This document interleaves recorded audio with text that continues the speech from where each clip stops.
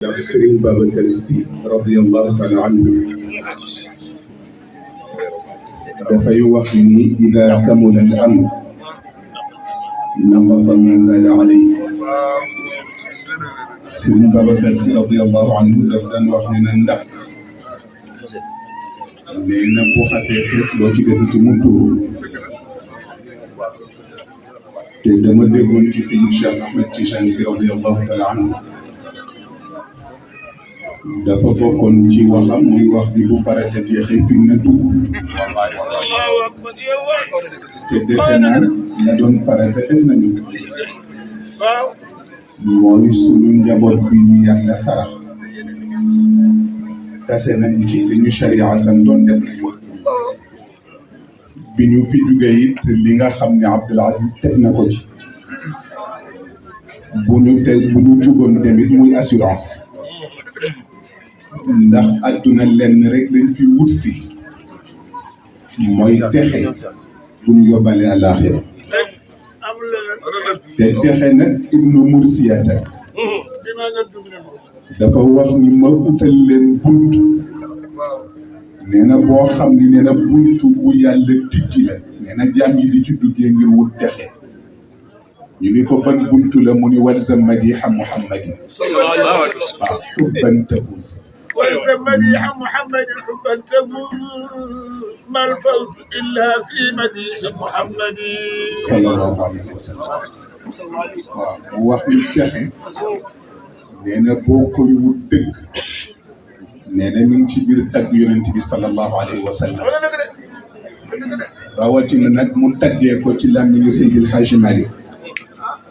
radiyallahu anhu ci taggam boobu nga xam ni duma wax mukk ni nit waxul ci yonent bi lu ñu toll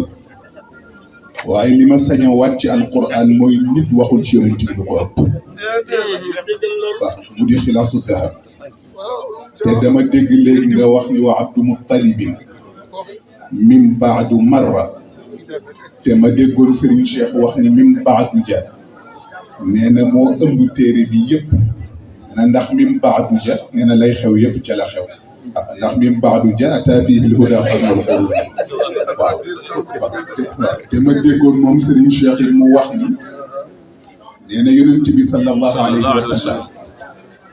nee na mbiram li muy yaatu nee na li nit ñi di wax ci moom yëpp nee na Seydil Hadji Malick tënk na ko ci benn bayt waaw nee na lu nit wax ci yonent bi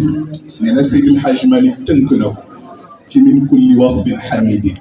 haza afala tafdilin rajaa albaraya yowma mustahab مستوى من كل وصف حميد هذا أفعال تفضيل الأجاء البرايا يوم مستحب مستوى من كل وصف حميد هذا أفعال تفضيل البرايا يوم مستحب